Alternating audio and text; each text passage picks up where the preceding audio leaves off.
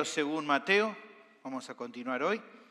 Capítulo 38, versículo 42. Lea y luego siempre le pedimos lo mismo cuando predicamos expositivamente, que usted mantenga su Biblia abierta para ir viendo conmigo la lectura e ir notando que lo que vamos a predicar está ahí, en la palabra. Mateo entonces, capítulo 5, versículo 38 al 42. Leemos y luego vamos a orar. Dice así la palabra del Señor. Oísteis que fue dicho, ojo por ojo y diente por diente. Pero yo os digo, no resistáis al que es malo. Antes, a cualquiera que te hiera en la mejilla derecha, vuélvele también la otra. Y al que quiera ponerte a pleito y quitarte la túnica, déjale también la capa. Y a cualquiera que te obligue a llevar carga por una milla, ve con él 2. Al que te pida, dale, y al que quiera tomar de ti prestado, no se lo rehuses. Oramos. Bendito Señor, te damos gracias por este tiempo, por esta preciosa reunión que nos está regalando y por este momento que vamos a ir ahora a tu palabra, a poder ver las verdades que están en este pasaje junto con sus implicaciones prácticas. Danos entendimiento, luz, para poder comprender esto, para ser persuadidos a obedecerlo por la fe y de esta manera pueda hacer provecho para nuestra vida. Dame entendimiento, ayúdame, Señor, a poder explicar con claridad estos pasajes y que tu nombre pueda ser glorificado en medio nuestro. Ruego tu gracia, tu ayuda, tu sostén en Cristo Jesús. Amén. El título del sermón es Ojo con el ojo por ojo. Así se llama. Alguien dijo una frase en una telecomedia que pienso que para mí quedó para la posteridad. Era una frase bastante sencilla, pero muy profunda. No sé si lo pensó o alguien se lo escribió, pero la frase era: la venganza nunca es buena, mata el alma y la envenena. Seguramente algunos las conocen, ¿no? Se dijo hace como 40 años y todavía algunos la recuerdan.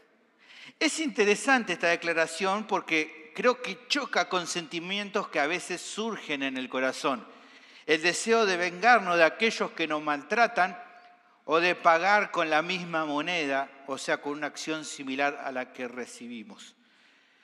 En esta sección del Sermón del Monte, ya venimos viendo y vamos a seguir viendo por un tiempo más, Jesús trata con este asunto y cita un pasaje del Antiguo Testamento que ya ha trascendido muchísimas generaciones y que es conocido por muchos como la ley del talión o la ley del ojo por ojo y diente por diente. Lo paradójico es que aunque sea famosa, e incluso gente inconversa la cite, cabe decir que es uno de los conceptos bíblicos peor interpretados de la historia. En mucho tiempo uno ve que se lo interpreta mal. Justamente algo de eso es lo que el Señor trata de corregir por medio de su enseñanza, porque no solo en estos tiempos o en estos últimos siglos se ha malinterpretado, sino en el tiempo de Jesús también se estaba malinterpretando. Jesús quiere advertir a la audiencia justamente como dice nuestro texto, por así decirlo, ojo con el ojo por ojo. Tengan cuidado de cómo lo entienden, porque no es la voluntad de Dios que lo usen como una excusa para sus venganzas o revanchas personales hacia aquellos que los tratan mal. Lo que Él espera de su pueblo es una actitud distinta. Esto es lo que básicamente el Señor va a ir tratando en esta porción. Mateo testifica acerca de esta sección de la predicación, justamente del Maestro, para animar a sus oyentes a que comprendan correctamente cómo tratar este asunto. En particular, teniendo en cuenta que seguramente ellos en muchos momentos se sentirían tentados a querer justamente actuar con un espíritu vengativo con quienes lo maltrataban. Y eso no es lo que se espera de un discípulo de Cristo, algo que Jesús quiso dejar en claro y que Mateo lo vuelve a reiterar para una nueva audiencia que lo está escuchando al leer este evangelio. Pienso que así como esos primeros creyentes, también nos encontramos hoy con el desafío de luchar por no vengarnos nosotros mismos de quienes nos hacen mal, sino en dejarlo en manos de Dios o en ocasiones en las autoridades que Él dispuso para impartir justicia. incluso a veces pudiendo mostrar benevolencia por aquellos que nos han tratado mal. De eso vamos a hablar entonces resumidamente en el sermón de hoy. Y entendiendo entonces que es una batalla siempre vigente en el corazón para todos los ciudadanos del reino de los cielos, que son llamados a reflejar una vida distinta a cómo vive el mundo, considero entonces que esta enseñanza puede ser de mucha edificación para tu vida y por eso te animo a seguirme con mucha atención. El tema del sermón es el siguiente: los creyentes no deben vengarse de aquellos que les hacen mal. Repito, este es el tema. Los creyentes no deben vengarse de aquellos que les hacen mal. ¿Cómo lo hacen? Bueno, el pasaje presenta dos acciones. No deben responder con el mismo mal y deben responder con actitudes benevolentes. Esto es lo que vamos a ver en el día de hoy. ¿Está bien? ¿Me siguen? Vamos a ver entonces la primera de las acciones que recién mencionaba. Los creyentes no deben responder entonces con el mismo mal. Vamos a ver parte del versículo 38. El pasaje comienza con una nueva referencia de Jesús a un texto del Antiguo Testamento que, como vamos a ver, era enseñado incorrectamente por la mayoría de los líderes religiosos de aquel entonces. Jesús dice en el versículo 38, oísteis que fue dicho ojo por ojo y diente por diente. Él ya hemos visto utiliza varias veces esta estructura de oísteis que fue dicho, pero yo os digo, bueno, acá lo va a utilizar de vuelta y en otros pasajes más. Ahora, analicemos esta porción para entender lo que el Señor quiere corregir. Porque hay algo que Él está queriendo aquí corregir. Revisemos entonces cuál es el pasaje que Él menciona, al menos de entrada. Son, podemos decir, 3 porciones de la ley de Moisés. Éxodo 21:24, Levítico 24:20 y Deuteronomio 19:21. Solo para ver, vamos a ver Levítico. Levítico 24:20 dice, hablando y expresando Moisés, dice rotura por rotura, ojo por ojo, diente por diente, según la lesión que haya hecho a otro, tal se hará a él. ¿A qué apuntaban aquí? Bueno, estos pasajes apuntaban a lo que conocemos, como mencionaba al comienzo, a lo que se llama el principio de la ley del talión, que es uno de los códigos judiciales más antiguos de la historia. De manera resumida, podemos decir que el asunto aquí es que se requería que un castigo para lo que alguien había hecho mal hacia otro sea justamente ese castigo de la misma proporción. Por eso todo el tiempo es comparar ojo por ojo, diente por diente, pero que incluso se trasladaba también en los pasajes mencionados a otras penas retributivas, no solamente a estas dos. Por ejemplo, en Éxodo 21, 24 y 25 habla de mano por mano, pie por pie, quemadura por quemadura, herida por herida, golpe por golpe. Incluso en Deuteronomio 19:21 se habla de vida por vida. Ven que siempre es una retribución exacta al mal que se ha hecho. Ahora, 2 datos interesantes por ahí, para que usted también, probablemente para que usted lo sepa y aprenda si tal vez nunca lo había leído. El primero de estos datos interesantes es que nosotros conocemos a esto como la ley del talión, así la palabra, porque esta palabra talión deriva de un término en latín que significa idéntico o semejante, o sea, de donde se incluye en nuestro idioma la palabra tal, que usamos para hablar en semejanza, tal es como tal otro. El segundo dato interesante es que si bien este pasaje figura en el Antiguo Testamento, el mismo principio fue hallado en otros sistemas legales antiguos, no solo en la ley de Moisés. Si usted puede buscar en la historia, va a encontrar que el código de Hammurabi, un rey babilonio que vivió incluso unos 100 años antes que Moisés, presentaba estos mismos conceptos. Así que esto nos da la idea de que esto era un proceso común, incluso fuera de la nación de Israel también se tenían estas mismas ideas. Evidentemente, al ser promulgado como un sistema legal penal, quienes estaban encargados de evaluar la situación, de dar un veredicto y decretar entonces el castigo retributivo, eran las autoridades competentes del lugar donde se cometía el agravio, ya sea un juez debidamente escogido o una junta representativa de ciudadanos. Por ejemplo, para leer simplemente podemos ver un pasaje allí, Éxodo 21, 22, como para tener una idea. Fíjese. Ahí se menciona justamente la intervención de quienes evaluaban. Dice, si algunos riñeren e hirieren a una mujer embarazada y ésta abortare, pero sin haber muerte, serán penados conforme a lo que se les impusiera el marido de la mujer y juzgaren los jueces. ¿Ven? Los jueces terminaban de evaluar cuál era la correcta condena. Los otros pasajes que ustedes tienen ahí hablan de lo mismo. Jueces indagando o personas indagando, ciudadanos de la ciudad. Ahora, la pregunta que podríamos hacernos es ¿para qué servía esta manera de proceder, de aplicar esta ley del talión? Bueno, se considera que por dos motivos centrales. En primer lugar, para contener la criminalidad. Es evidente que cuando otros observaban esta clase de castigos, se iban a cuidar de cometer el mismo mal. Si se veía que se aplicaba de esta manera, yo decía, bueno, si yo hago lo mismo, también me va a pasar lo mismo. Entonces, era una manera de contener la maldad. Fíjense Deuteronomio capítulo 19, versículo 20. Me gustó como lo dice Biblia de las Américas. Hablando del castigo aquí de la ley talión, dice, los demás oirán y temerán y nunca más volverán a hacer una maldad semejante en medio de ti. O sea, van a tener miedo, van a tener temor de querer hacer el mismo delito, porque sabían lo que les esperaba. Esta es una de las razones. En segunda razón, una de las razones también centrales, era también para, de esta manera, aplicando este principio, velar de que no se cometieran venganzas personales desmedidas que justamente pudieran surgir de aquel que se sintió agraviado o de represalias motivadas por una ira descontrolada por parte de la víctima o de su entorno más cercano. Simplemente una ilustración para ver esta realidad.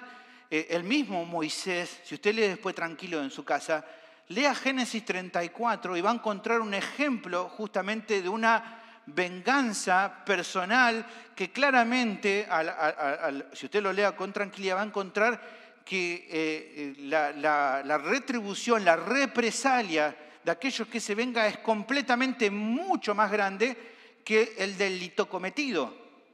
Simplemente como para que usted lo entienda, ahí en Génesis 34 vemos a un hombre abusando de una mujer, algo muy grave obviamente, pero vemos que familiares de esta mujer, los hijos de Jacob, se vengan, pero no atacando al hombre, sino matando a todos los hombres de la ciudad donde vivía este abusador. Y no solo matan a toda la ciudad, sino que el resto de los hijos de Jacob saquean completamente la ciudad. O sea, si usted se pone a pensar, ahí ve claramente que se da esta idea de una venganza personal, la cual esa venganza es muchísimo mayor en gravedad que el delito o la violencia inicial. Entonces, esto no se podía permitir que cada uno definiera actuar así.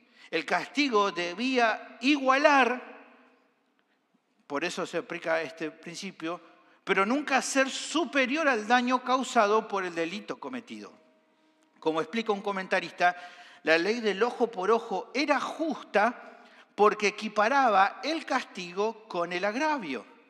Era una ley compasiva porque limitaba la propensión innata del corazón humano de buscar venganza más allá de lo que merecía el agravio.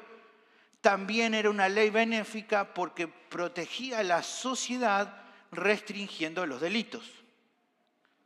Ahora, lo que nos queda por considerar es el espíritu de este principio, de este mandamiento. ¿Por qué Dios ordenó actuar de esta manera? Bueno, justamente un poco de lo que venía hablando recién, pienso que fue algo que procuraba cuidar el corazón del pueblo de Israel de la lucha que podía acontecerles cuando recibieran maltratos, obviamente en diferentes grados, de las personas de su entorno. ¿En qué sentido los cuidaba? Bueno, porque la respuesta natural del ser humano en ocasiones es una reacción exagerada a la maldad recibida.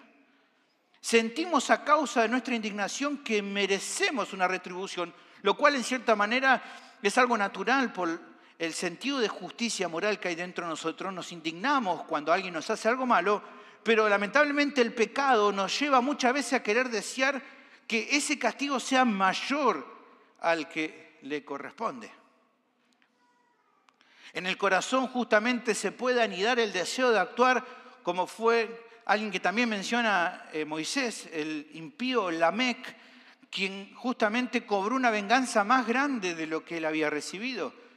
Génesis capítulo 4, versículos 23 y 24, Nueva Versión Internacional, dice: Lamec dijo a sus mujeres, Ada y Sila: escuchen bien, mujeres de Lamec, escuchen mis palabras. Maté a un hombre por haberme herido y a un muchacho maté por golpearme. Si Caín será vengado 7 veces, 77 veces será vengado Lamec.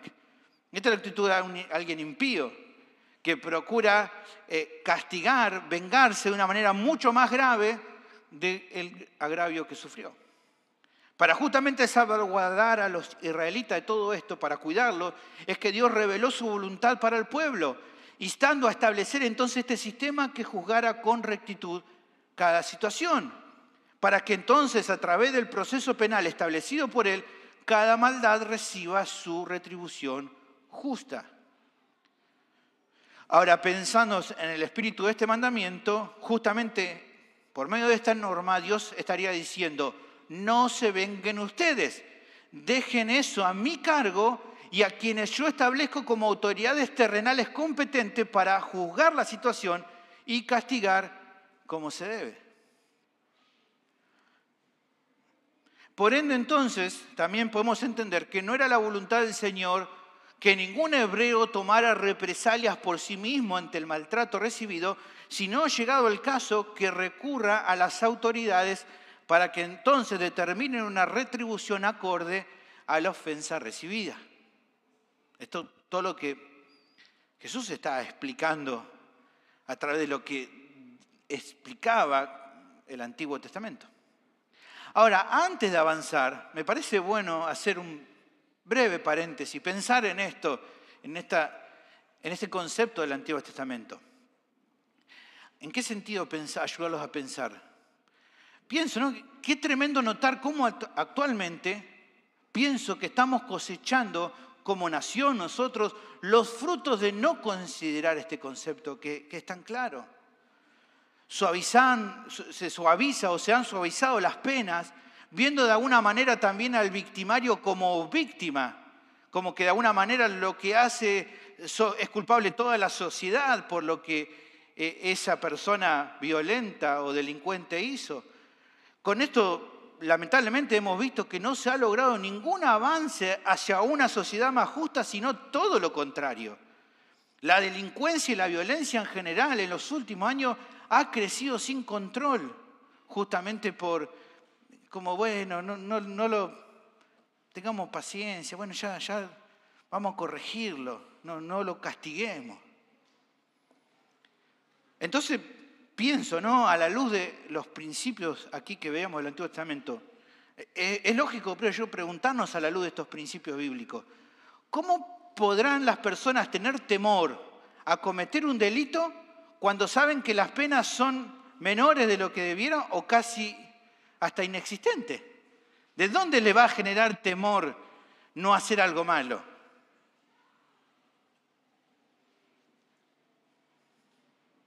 Hemos llegado, hermano, al punto de que el pensamiento más común es, bueno, los delincuentes hacen lo que quieren porque ellos saben que entran por una puerta y salen por la otra. Entonces, ¿qué miedo van a tener a cometer fechoría, a hacer maldad? Si saben que no pasa nada. Y los ciudadanos, lamentablemente, se ven desprotegidos. Eso ha llevado incluso, y usted lo sabe también porque usted vive en nuestro país, y sabe que incluso algunos cerradamente toman la justicia por mano propia, incluso sin un debido proceso judicial. Uno hasta se ha enterado, ¿no? Le quemaron la casa a tal persona y después resultó que cuando investigaron a esa persona no tenía nada que ver. Pero ¿por qué la gente hace? Y porque se siente que da lo mismo, porque nadie va a juzgar nada. Hermanos, pienso que cuando una sociedad y sus autoridades no velan seriamente por la debida atención a impartir la justicia como se debe, solo se puede esperar más tarde o más temprano que reine el caos y el desorden social. Porque todos pierden el miedo. Justamente cuando la ley tiene que ser la gracia común de Dios un medio para contener la maldad que hay en el corazón. Hermano, tenemos que orar por nuestro país para que Dios tenga misericordia y que aquellos que están en eminencia comprendan que para contener la maldad lo que se requiere no es ser más blandos o buenos contra la maldad, sino el tratarlo con la severidad justa que le corresponde al daño que le causó. Pero también velar para que desde el lugar donde nos toque, en el ámbito, ya sea familiar, eclesial o como parte de la sociedad, consideremos la importancia del castigo con justicia y con equidad, animando a otros que no rebajen el estándar solo porque haya voces actuales que lo rechacen o que intenten persuadirnos de que el exigir un castigo justo es un pensamiento anticuado. En todo sentido, porque uno mira a veces los que están en autoridad y dice, ¿por qué no juzgan mejor las cosas? ¿Por qué no hacen lo que tienen que hacer con los delincuentes? ¿No? Y uno ve eso está mal, pero a la vez también a veces hoy pensar en aplicar un castigo para nuestros hijos, no, ni se te ocurra. Eso ya es reanticuado, eso pasó de moda. ¿Qué va a pasar de moda, hermano? La Biblia no pasa de moda.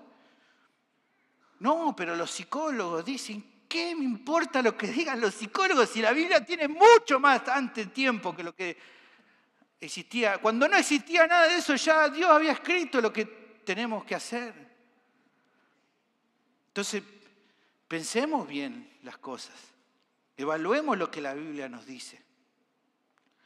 Miren, el famoso teólogo y predicador Arthur Pink, no sé si usted alguno lo leyó, pero hace varios años atrás, hablando acerca de los efectos tristes de haber rebajado el estándar de justicia en todos los ámbitos de la vida, indicaba lo siguiente. Y miren, cuando lo leí, es una cita larga, pero me pareció interesante porque pareciera que este hombre estuviera predicando hoy en virtud de lo que pasa. Escuche. Él dice así, o decía así, porque ya murió. Dice, los magistrados y jueces no fueron ordenados por Dios con el fin de reformar a los depravados o de mimar a los degenerados, sino para ser instrumentos divinos a fin de preservar la ley y el orden, siendo causa de terror para el mal. Según declara Romanos 13:4, quien tiene la autoridad pública es servidor de Dios, vengador para castigar al que hace lo malo. Pero dice Pink, la conciencia se ha vuelto inconsciente. Las exigencias de la justicia se han sofocado, ahora prevalecen ideas sensibleras. Escuche también lo que marcaba. Puesto que se ha repudiado el castigo eterno, sea de manera tácita o en muchos casos abiertamente, la disciplina eclesiástica, o sea, en la iglesia, se ha archivado. Las iglesias se niegan a implementar sanciones y hacen guiños a pecados flagrantes. Dice también, el resultado también ha sido la ruptura de la disciplina en el hogar y la creación de la opinión pública, la cual es sensiblera y débil. Escuche esto, por favor, miren.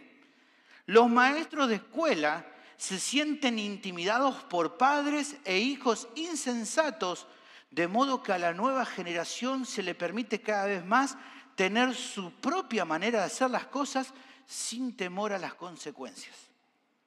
Y finalmente dice, y si algún juez tiene el valor de sus convicciones y sentencia a un salvaje por dejar casi muerta a una anciana, se levanta una protesta contra ese juez.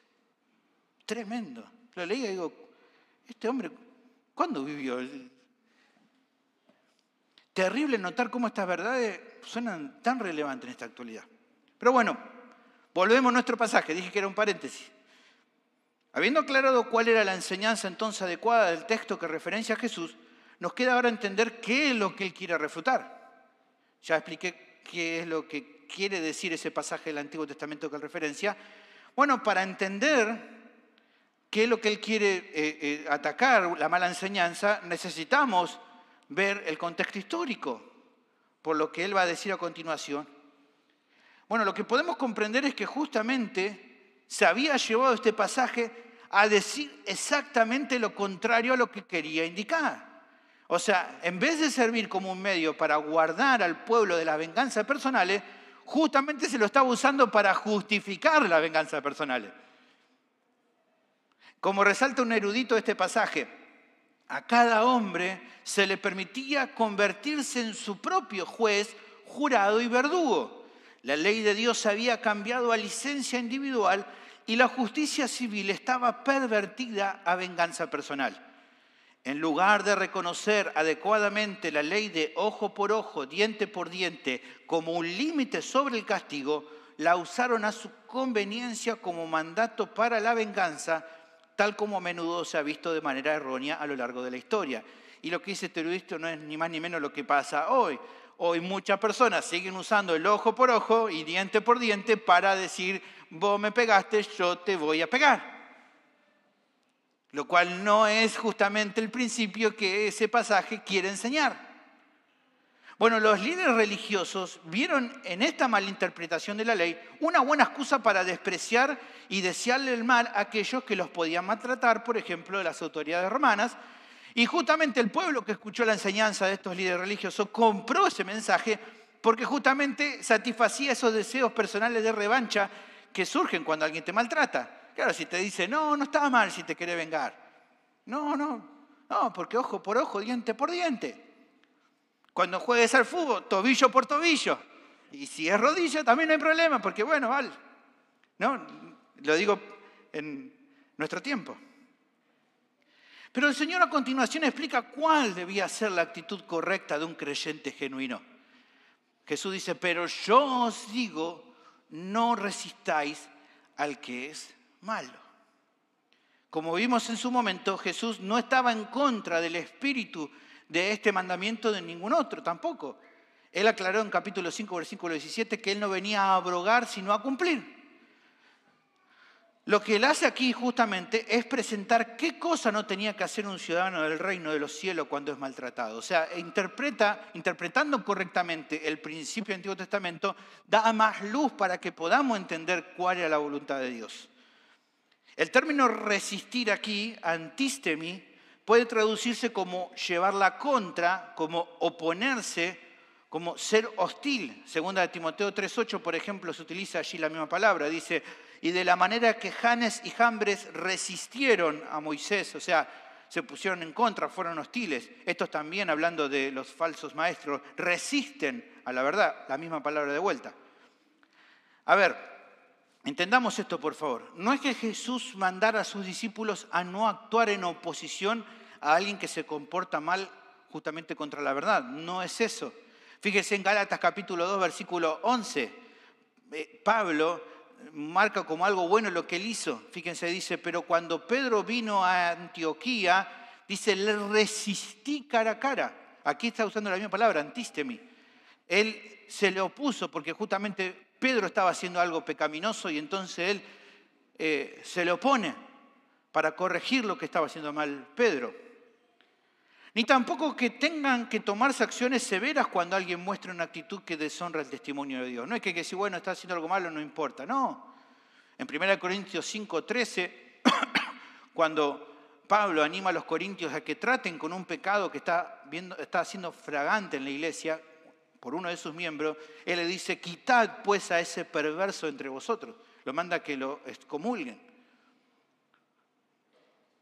Tampoco es el punto aquí de Jesús que no podamos rechazar de manera abierta lo que consideramos que es malo o que no agrada a Dios. Efesios capítulo 5, versículo 11 dice, y no participéis en las obras infructuosas de las tinieblas, sino más bien reprendedlas. Pónganse en contra de lo que está mal. El asunto central de lo que Jesús responde aquí cuando dice no resistáis al malo es no mostrar oposición u hostilidad con aquellos que nos tratan mal, al punto de tomar represalias en venganza por lo malo que nos han hecho. Esa es la cuestión. O sea que aquellos que siguen a Cristo no deben darle lugar al espíritu de revancha, a guardar resentimiento o guardar rencor con quienes los agreden o lastiman. Esos deseos vengativos no son los que deben distinguir a los ciudadanos del reino. Los cristianos no deben dar lugar a esos sentimientos de tomar revancha, en el sentido de querer responder de alguna manera al agravio que uno recibió. A ver, aunque el concepto había sido trastocado, como recién decía, lo que Jesús afirma aquí no era distinto a lo que ya en el Antiguo Testamento era claro. Si bien lo habían cambiado, el Antiguo Testamento era claro en cuanto a esto. Fíjense en Levítico 19:18. La ley lo decía: no te vengarás, ni guardarás rencor a los hijos de tu pueblo, sino amarás a tu prójimo como a ti mismo. Por eso, justamente Mateo así lo testifica, le está diciendo lo que Jesús nos enseñó en el Sermón del Monte, no es ninguna cosa rara ni nueva, es lo que ya estaba. Y por eso justamente, primero aquí Mateo testificándolo en este pasaje, y luego los otros apóstoles también apuntaron a lo mismo. Fíjense en Romanos capítulo 12, versículo 19, lo hemos leído, pero lo volvemos a reiterar. Dice: no te vengarás ni guardarás... Romanos 12, 19, lo tengo mal escrito. Lo busco acá, ahí está. No os venguéis a vosotros mismos, amados míos, sino dejad lugar a la ira de Dios, porque escrito está: mía es la venganza, yo pagaré, dice el Señor. Pablo enseñaba lo mismo que enseñaba Mateo. Por ende, entonces, hermanos, la primera acción que el pasaje presenta de cómo los creyentes logran cumplir con el mandato de no vengarse de aquellos que les hacen mal, es que no deben responder con el mismo mal. Como dije antes, no deben pagar con la misma moneda. En cuanto a los deseos de vengarse, esto no es ojo por ojo, diente por diente, sino que deben tener los creyentes sumo cuidado de no dar rienda suelta a esas ansias, de ese desquite vengativo con el mismo mal que se recibió, porque no es la voluntad de Dios que aquellos que se identifican con su reino actúen de esta manera. Ahora, pienso que el testimonio de Mateo para su audiencia era un concepto claro e importante, algo de lo cual nosotros también podemos y debemos aprender. Hermanos, es verdad que no falta momento cuando somos maltratados. No solo con cuestiones graves, y cuando hablamos de cuestiones graves, a veces, ocasionalmente podemos y debemos a veces recurrir a las autoridades para que juzguen y castiguen como corresponde al que obró mal. Eso está claro, hermanos. Ahora, el tema acá, y creo que este es el gran asunto a considerar, es que cotidianamente, hermanos, afrontamos multitud de circunstancias en las cuales no vamos a recurrir a los jueces, porque no es un maltrato serio, pero que así todo infunden en los cristianos un deseo de vengarse. A lo que estoy diciendo, hay cuestiones muy graves que tenemos que ir a la justicia, pero después hay cuestiones cotidianas que no vamos a ir a un juez. A ver, si tu esposa te trató mal, no vas a hacerle una denuncia por eso. ¿Eso quiere decir que no duele? No, claro que duele. Si alguien te clavó un visto, no vas a ir a un juez, pero te duele igual y te da ganas de vengarte diciendo: yo te voy a clavar yo también el visto a vos. O sea, hermanos, ¿quién no sufrió un desplante, un destrato, una palabra ofensiva, un comentario hiriente o algo parecido que generó justamente en la mente una incitación a responder o atacar a quien te maltrató? Incluso, tal vez en el momento no respondiste, pero después se te dio la chance de encontrar justamente a quien te trató mal, en una ocasión donde ahora tenés la oportunidad de devolverle algo del mal que justamente recibiste. Y tal vez pensaste, ¿no?, en tu interior cuando pasó todo esto y dijiste: ya va a venir ya va a venir, ya le va a tocar. Todo vuelve, decimos nosotros, ¿no? Todo vuelve. Ya vas a volver arrastrado y no sabe lo que le espera. ¿Y qué pasa a veces en la vida? Que la situación justamente se da, que vuelve, ¿no?, con el caballo cansado. La pregunta es, aconteció eso, dijiste: ya me la va a pagar, y viene el momento del pago. Mi pregunta es: ¿qué hiciste en esa situación? ¿Cómo actuaste? ¿Cómo actuamos, no? Yo no sé cómo reaccionaste, no me voy a poner a indagar cada uno sabe. Pero lo que sí puedo asegurarte por medio de este pasaje es que la voluntad del Señor es que no tomes la venganza en tus manos, que no hagas ojo por ojo, sino que justamente dejes la venganza en manos de Dios. Como dice Proverbios capítulo 20, versículo 22, no digas, yo me vengaré, espera a Jehová y Él te salvará. Algunos quizás no combaten tal vez con la tentación de reaccionar explosivamente en el momento, buscando tomar venganza. Algunos como que aguantan. Pero sí es probable que a alguno le haya pasado de que quede algo en el corazón, como un pensamiento rencoroso, de que tal vez si la ocasión se da, van a retribuir algo del mal que recibieron. Yo creo que son aquellos que en cierta manera abrazan, tal vez sin darse cuenta, esa famosa frase que dice, la venganza es un plato que se sirve frío, dicen algunos. Bueno, queda claro, hermano, a la luz de este pasaje, que la exhortación es que la venganza es un plato que no debemos servir ni frío ni caliente. O sea, la venganza nunca debe estar en el menú que vamos a servir. ¿Por qué? Porque nunca es una opción correcta. Si bien a continuación el texto vamos a ver cuál es la actitud entonces que debemos buscar, o sea, la acción positiva, aquí estamos viendo la negativa, lo que no debemos hacer. Hermano, parados en este pasaje, no quedan dudas de que antes de querer pensar justamente en lo bueno que tenemos que hacer, poder buscar la ayuda del Señor para que en esta clase de situaciones no le demos ningún espacio a la venganza personal. Y seamos honestos, es a veces difícil refrenarse. Debemos buscar la ayuda del Señor. Debemos pedirle perdón si muchas veces hemos actuado vengativamente. Y debemos pedirle que en el futuro nos ayude a no hacerlo de vuelta, porque no vamos a agradar a Dios al desobedecer su voluntad. Tampoco vamos a experimentar contentamiento prolongado, aunque en el momento tal vez podamos sentirnos bien por habernos vengado, después no nos sentimos bien, porque no es algo que agrade a Dios. Y si somos cristianos, desobedecer a Dios nunca va a ser algo bueno para nosotros.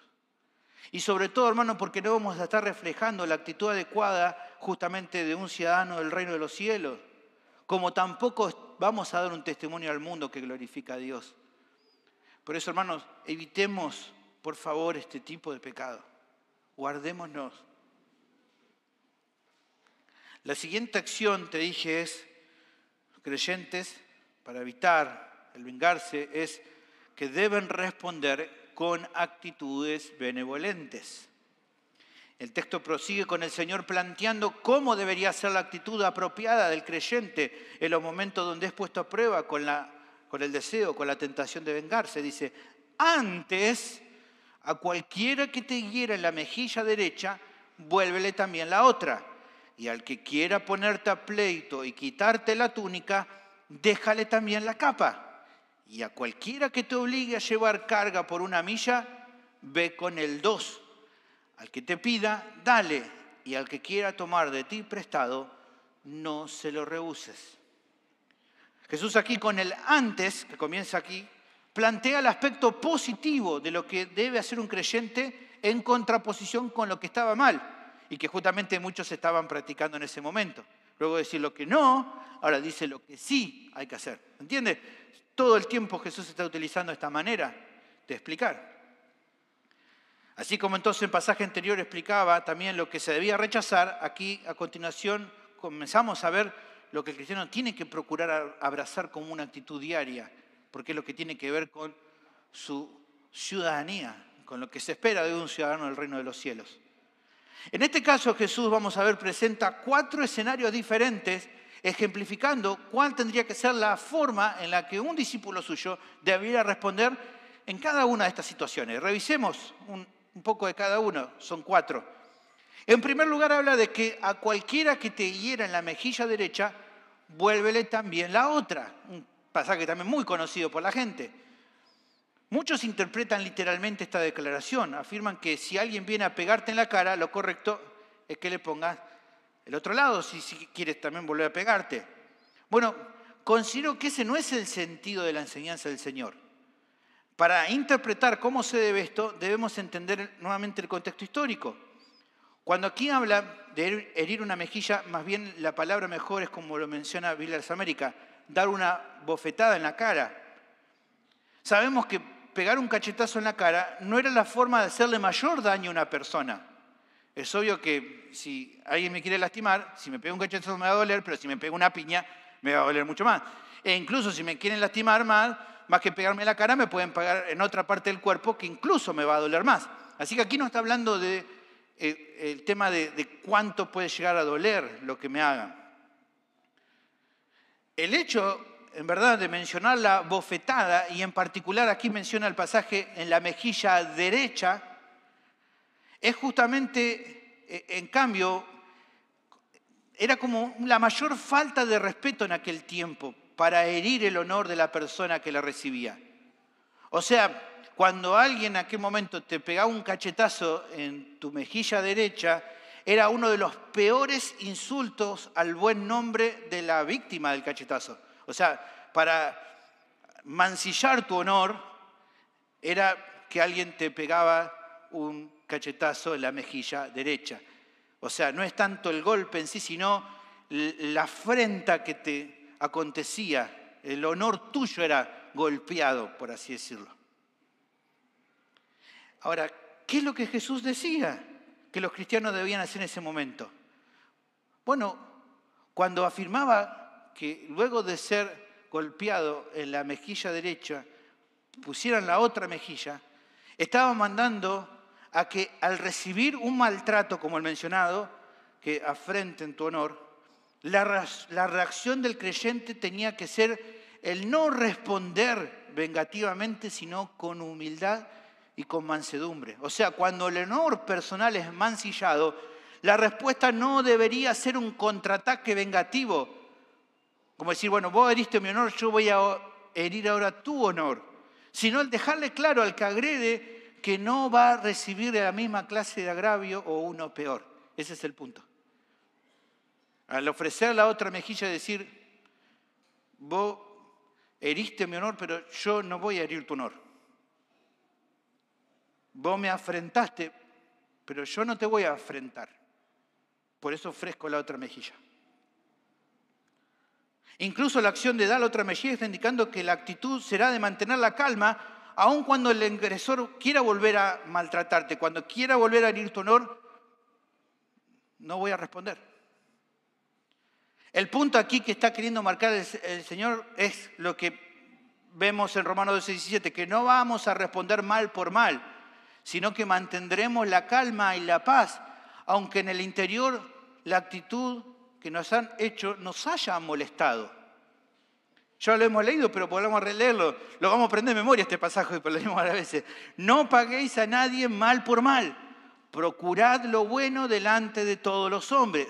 Si es posible, en cuanto dependa de vosotros, estad en paz con todos los hombres. A ver, hermanos, para que se entienda bien esto.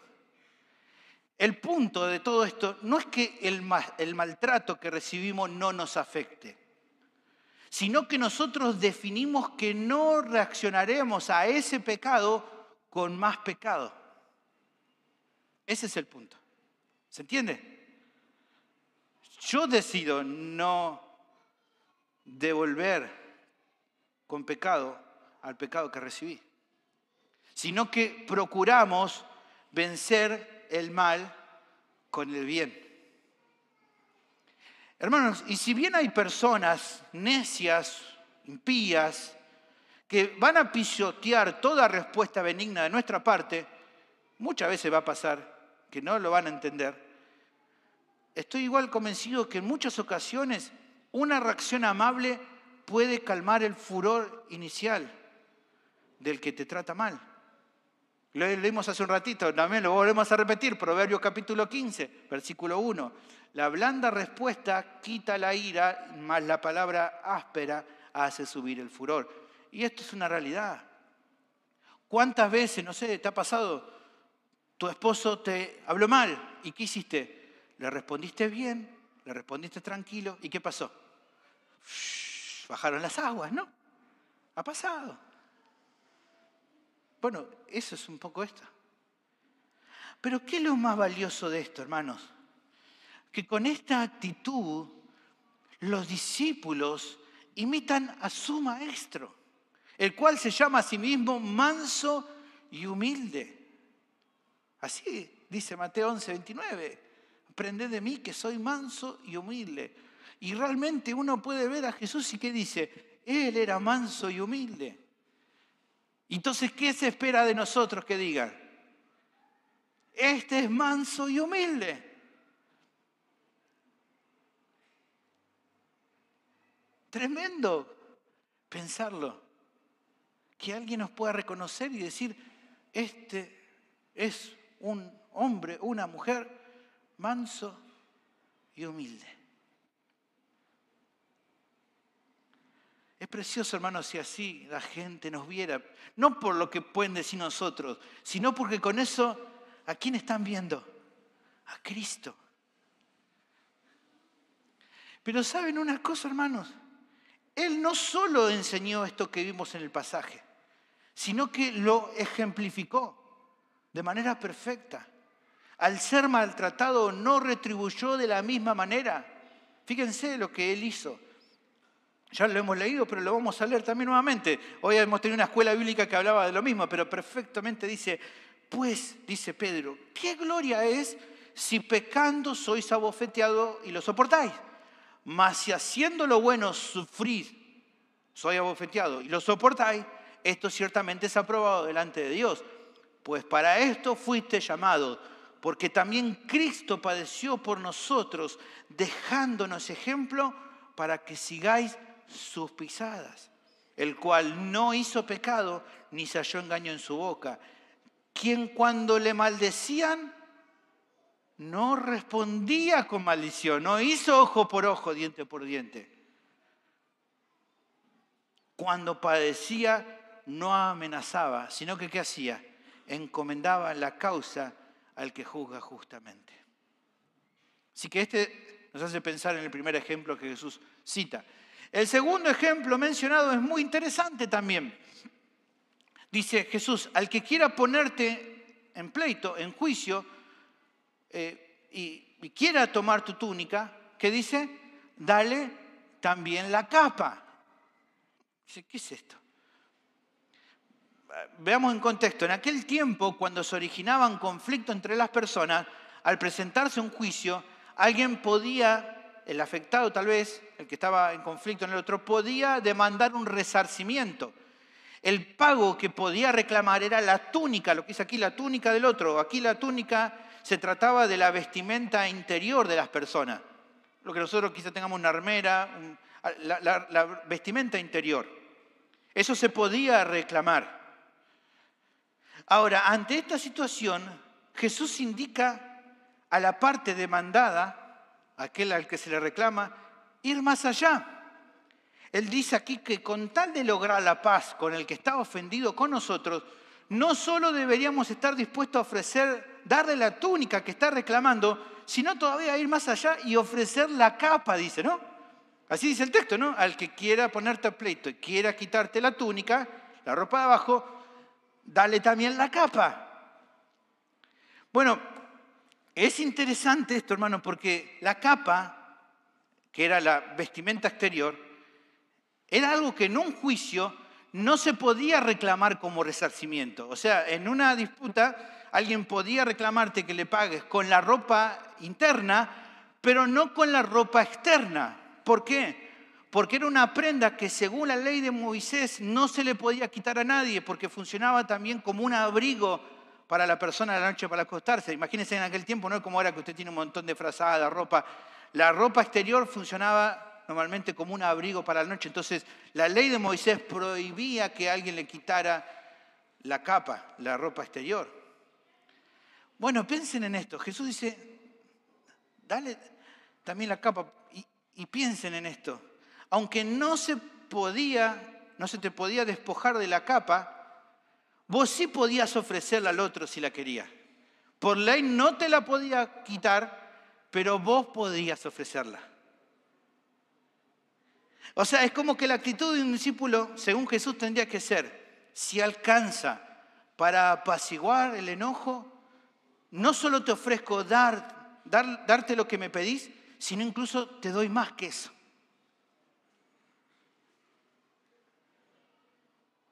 A ver, no es que el Señor demande que cedamos todo el tiempo nuestros derechos personales, sino que es en ocasiones estar dispuesto a imitarlo, a limitar nuestro derecho cuando justamente haga falta, a fin de lograr pacificar una situación en particular. Ese es el punto acá. Tengo mi derecho, pero a veces puedo limitarlo para ceder y no vengarme y ayudar a la paz. Y ¿saben qué? Nadie como Cristo ha mostrado lo que es limitarse en sus derechos, al despojarse temporalmente de su gloria celestial para venir al mundo y dar su vida como sacrificio por nosotros. Él hizo eso justamente. Y cuando Pablo animaba a los filipenses a considerar a los demás superiores a nosotros mismos, a mirar primero por lo de los demás antes que por nosotros mismos, él entonces le dice en Filipenses capítulo 2, versículo 5, sobre cuál es el ejemplo que tenemos que mirar, que nos anima entonces a no pensar primero en nosotros, sino a pensar primero en el otro. Haya pues en vosotros este sentir que hubo también en Cristo Jesús, el cual siendo en forma de Dios, no estimó el ser igual a Dios como cosa que aferrarse, sino que se despojó a sí mismo, tomando forma de siervo, hecho semejante a los hombres, y estando en la condición de hombre, se humilló a sí mismo, haciéndose obediente hasta la muerte y muerte de cruz. Es su ejemplo, hermano, el que debemos imitar entonces en obediencia. El tercer caso va por una senda similar a la anterior. Dice, cualquiera que te obliga a llevar una carga por 1 milla, ve con él 2. Esta aplicación también requiere estudiar el contexto. En aquel tiempo, estando los judíos bajo el control de Roma, existía una ley romana que daba el poder a un soldado romano, si así lo demandaba, a exigir a un civil a que cargara su equipamiento por 1 milla romana. 1 milla romana equivale aproximadamente a 1,5 kilómetros. Ahora, ¿cuál era el asunto? ¿Cuál era el problema? Que si bien esta ley podía tener cierto sentido bueno para un soldado, al aliviarle la carga luego de un combate, generaba fastidio para el pueblo civil y muy en particular le pasaba a los judíos.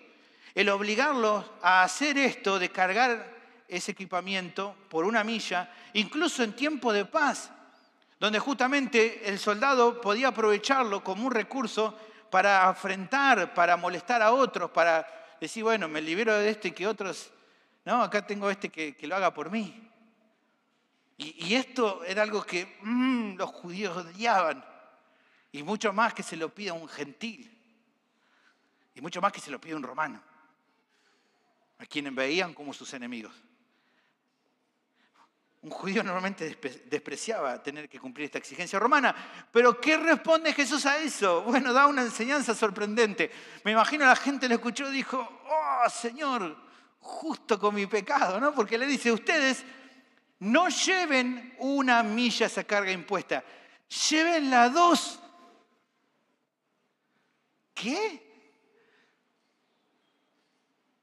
Capaz que ellos pensaban, ustedes no lleven esa carga impuesta. Díganle, no voy a llevar nada. No, ¿qué dice? No lleven esa carga que les exijan 1 milla. Llévenla 2. ¿Qué quiere decir con esto?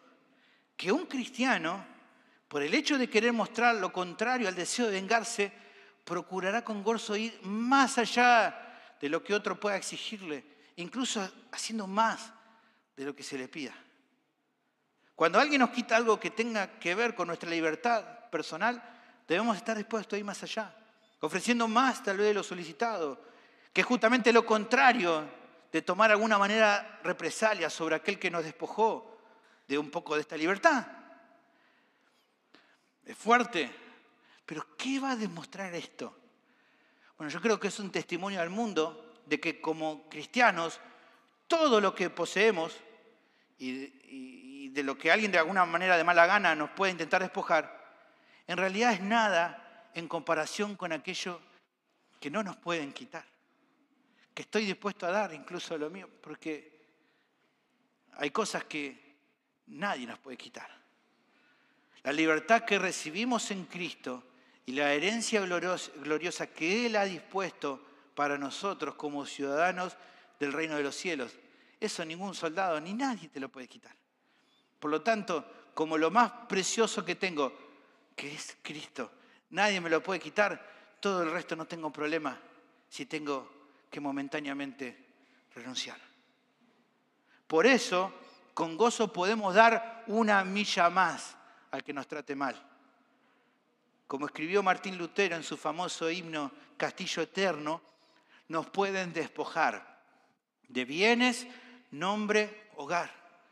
El cuerpo destruir, mas siempre ha de existir de Dios el reino eterno. Eso nadie nos lo puede quitar. El cuarto ejemplo es fuerte también.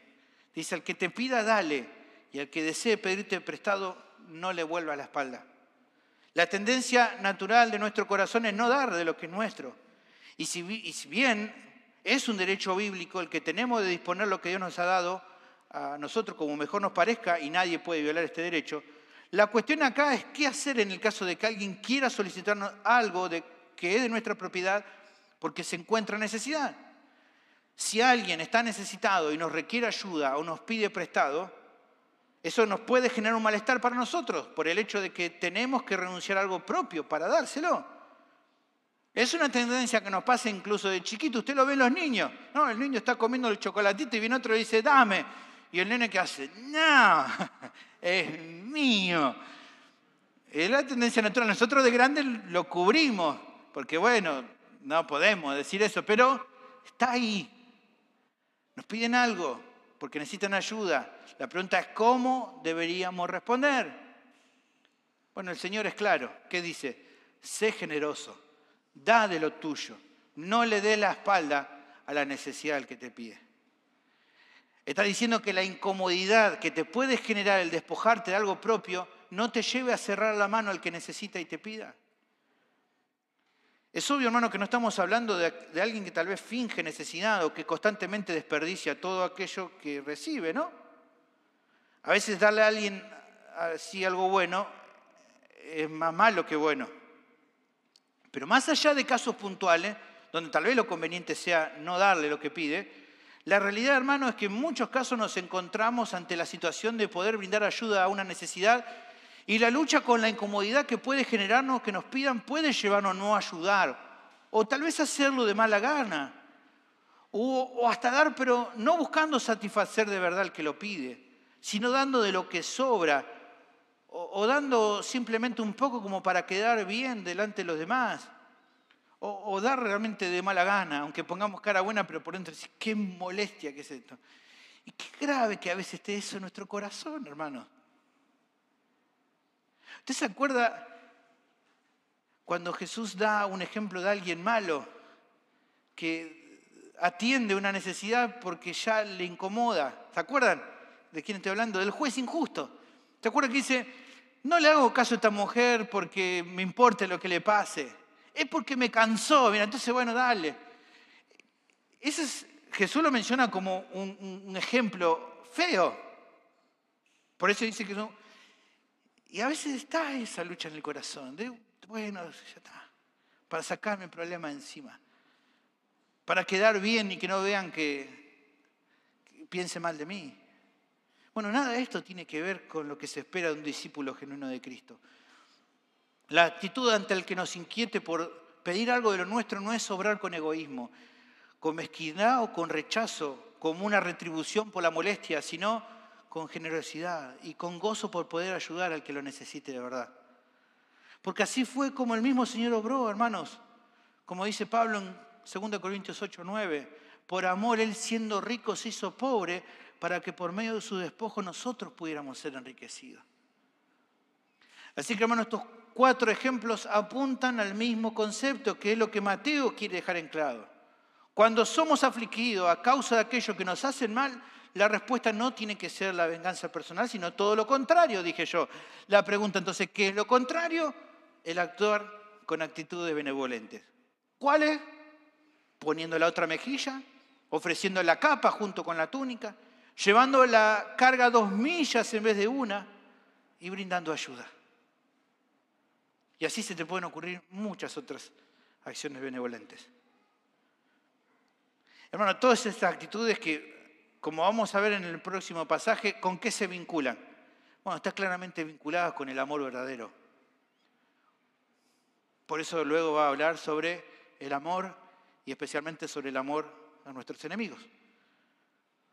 Una virtud que el creyente debe brindar, no solo a aquellos que le caen bien, sino a todos, incluso a sus propios enemigos. Así que la segunda acción que el pasaje presenta de cómo es que los creyentes logran cumplir con el deber de no vengarse de aquellos que les hacen mal es respondiendo con actitudes benevolentes. Es obrando bien, actuando bien.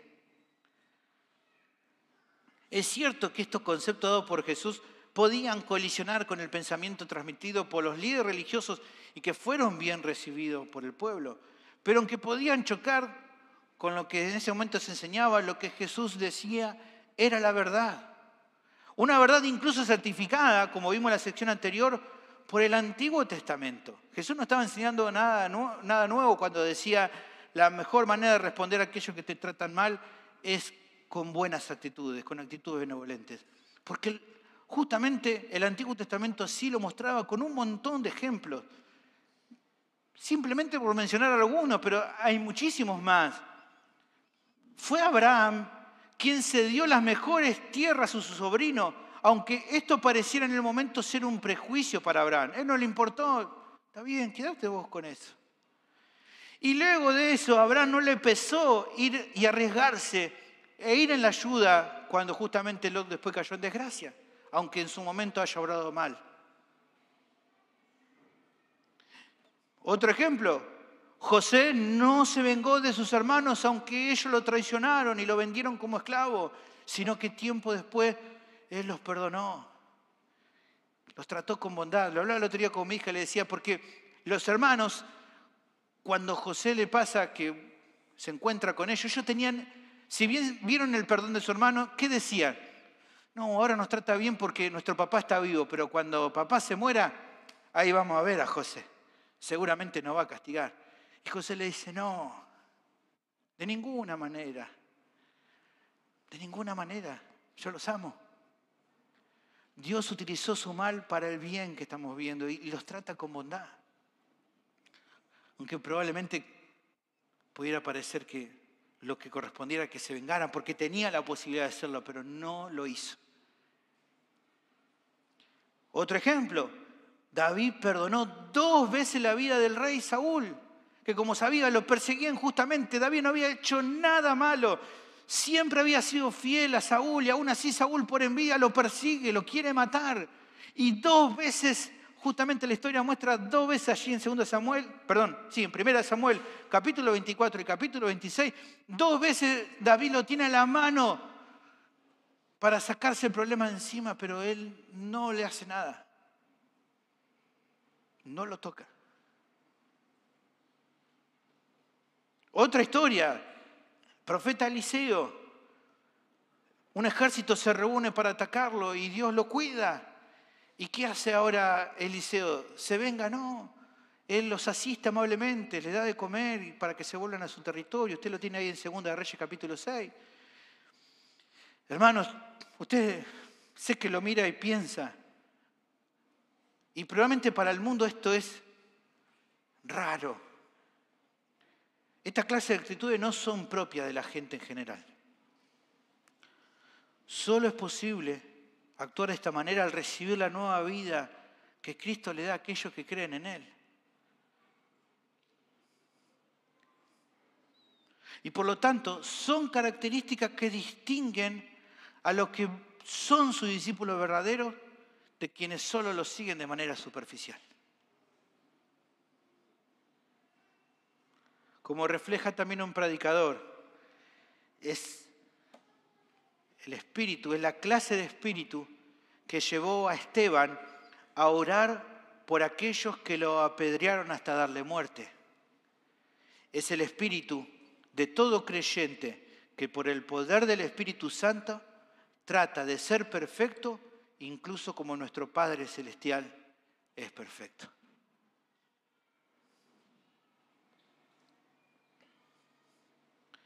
Pero hermanos, es sin lugar a duda la enseñanza que recibimos de Jesús. No solo por medio de esta enseñanza al pie de la montaña, sino también por su reacción al pie del Calvario.